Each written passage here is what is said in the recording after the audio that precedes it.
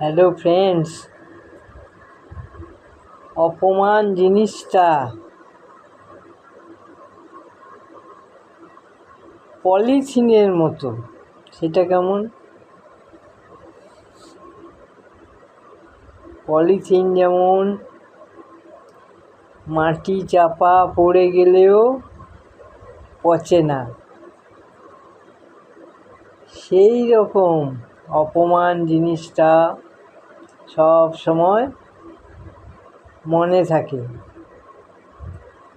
সেই কারণে অপমানকে পলিথিনের সাথে তুলনা করা হয়েছে। ঠিক বলেছি তো বন্ধু? কেউ যদি কাউকে অপমান করে, সেই বুঝতে পারে অপমান কেমন লাগে। সে কোনো দিন ভুলতে পারে না। এই কারণে আমি বলবো, কাউকে অপমান করা বা কারো সম্বন্ধে কোনো রকম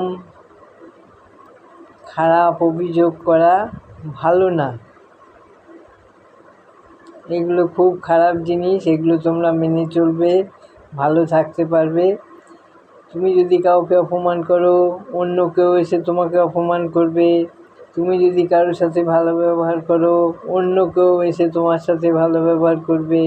এইটাই হচ্ছে সংসারের নিয়ম। থ্যাংক ইউ বন্ধুরা, কথা শোনার জন্য ধন্যবাদ।